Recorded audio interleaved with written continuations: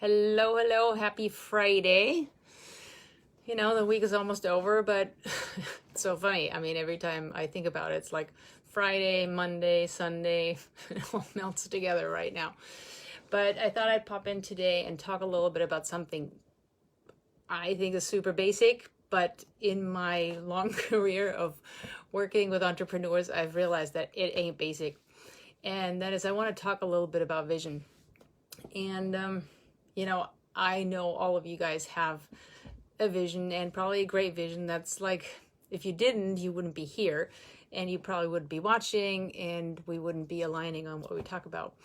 But one of my newer clients, who's this really amazing guy in the restaurant business, shut down right now, but he's been doing a fantastic job really looking at how can I use this current time, this season of opportunity, and make things better, come back stronger, really get my people aligned, really get my brand aligned, do all these things that he usually doesn't get to.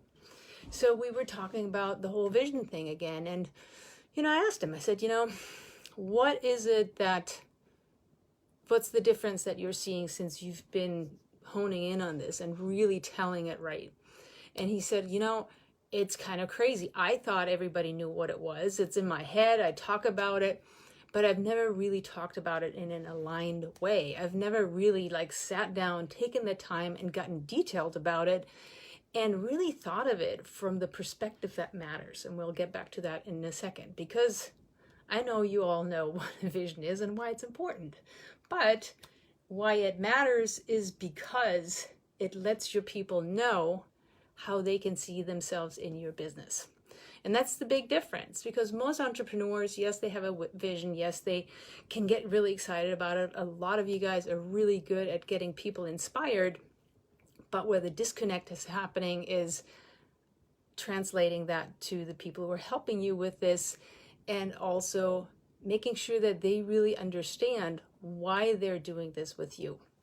So when I was talking to my client, when I asked him, what is it really that you see that's different? He said, oh my God, it's just amazing. My people are showing up much more just stoked and really excited to be here. And we are they're doing crazy amount of changes just to make sure things are going, things are rolling, right? So getting some revenue in the door. So there's all sorts of things from him as the CEO, making sure that he applies for all the funding he can to help his business make it through this tough time, then looking at his people and really assessing skill sets because their regular skill sets that they were hired for are not necessarily the skill sets that they can use right now. But for instance, one of his guys turns out is a kick-ass graphic designer and they needed to do some work on their branding and logo and all that kind of stuff. So instead of doing what he generally does, he hopped into helping him with some graphic design stuff and making some really cool stuff happening.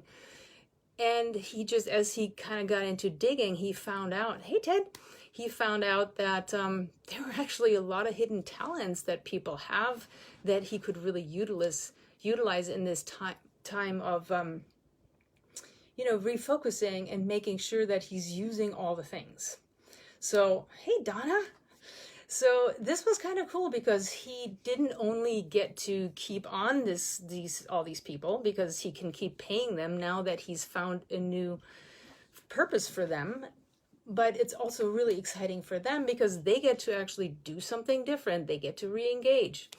So his people are really excited, and getting back to the vision thing, he's actually going back to the drawing board and he's still working with his core competencies. He's still who he is as a business, but he gets to really focus in on who are we becoming coming out of this? What is it really that's in for everybody? Why is it so important for everybody? Hey, Kristen, it's so important for everybody to be here and taking this vision and yes, defining it and articulating it from the company level. You guys are so sweet. I love the hearts. But that is really the piece that if you do this right and you hand this over to your people, but before you do, you really sit down and go, okay, who are the people who are on my team? Who are the most amazing ones? Who are the ones that really have the standard and the culture that I want to perpetuate? And then take that vision and really go back to your company vision and write all those different positions from their point of view. So now when they're looking at that, they really get to see why am I excited to be here? How do I engage like this? How do I bring my best to the table? And it creates an entirely different engagement, loyalty, people's willingness to do which they would ordinarily not, which is your challenge as a leader. So all these things are so, so important. And so we started thinking about, what's really been going on that has had his business kind of not stuck. He's doing extremely well, but why has he not been scaling faster? And while he's doing all the things, one of the things we talked about is he's been coasting for a little while because so many things just happened organically. He was barely keeping up on, how do I keep all these plates spinning and keep the ball rolling and make sure that, I love all the hearts, this is so fun. How do we make sure that we keep everything going that needs to be going already, so the basics, and then how do we actually build more? So we talked about, and he said, yeah, I've been coasting a little bit, just doing what I can, because I haven't been finding the time really. And so I've been sitting a little bit in my comfort zone. I've been, it's kind of like coasting is the first sort of level, and then the second one is when you discover you're sitting in your comfort zone. And he said, things are going really well, but I've been a little bit afraid of making some bigger moves, like purchasing a building, doing some this is cash intensive. This is going to mean putting my foot down, drawing a line in the sand, and declaring that I'm going to do something much bigger. So really getting out of his comfort zone and stepping into phase 3, which is getting into challenge. So, and, when we talked about it, he said, look, a lot of times I do the work for your program and I sit here and I'm just basically mad at you because you're making me do all this work, but I'm realizing this challenge is what's completely invigorating and exciting to me. And I get to come back to my team and talk to them about, yes, we're still who we are, but now we're refocusing. Hey, Candy, we're refocusing and we're really redefining who we are and how everybody fits into this world and how everybody participates, is giving value and receiving value. So his team actually, in this time where a lot of people are going to work just worried and confused and, concerned that they might get fired, laid off, and disempowered a lot of the day. His team comes to work excited and ready to go because they feel like they're part of the band. They are not just there to execute. They're actually part of the decisions. They're part of the future. So it's a much different story. So he's actually doing better than he ever has. And I asked him, so what is it that you're really getting out of this challenge thing? And he said, you know what?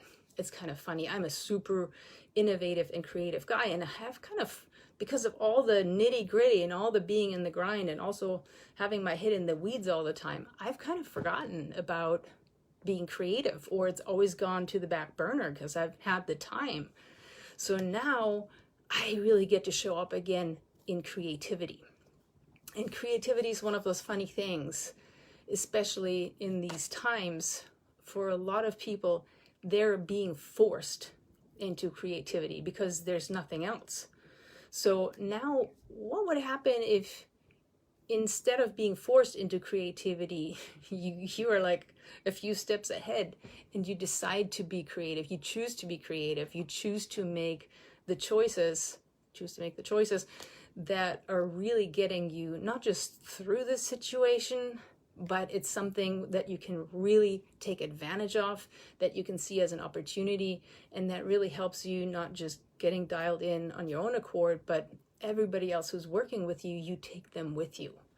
So not just having a vision, but being able to articulate it in a way where it really makes sense to the ones who are working with you is one of the most powerful pieces in your business. It's your company manifesto. It's kind of like getting a discount on every single thing you do in your business, because when you're really good at articulating that story, You get to hire for less. You have people who hang around longer and do a better job. They produce more. Your marketing will just zoom instead of being wasted dollars. Investors will find you attractive. It is everything.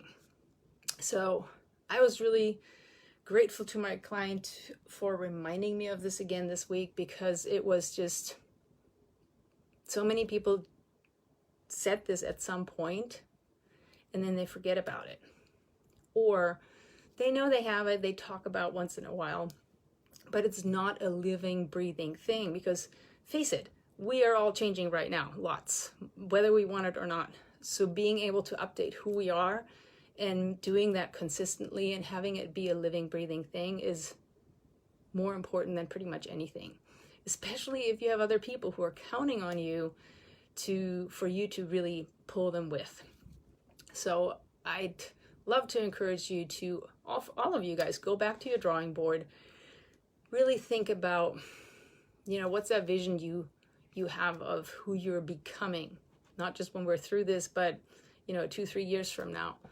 And how are you executing, and who do you have on board, and who are they, and what are they doing, and really put it into, hey Mike, and really put it into a lot of detail. So it's visceral. It strikes people not on an intellectual level, but really at that heart level.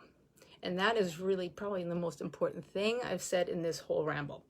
So think about how you make people feel with what you're putting out there for them. What's that really awesome quote? People will forget what you do or what you say, but they'll never forget how you made them feel. It's Maya Angelou, I think. So think about that.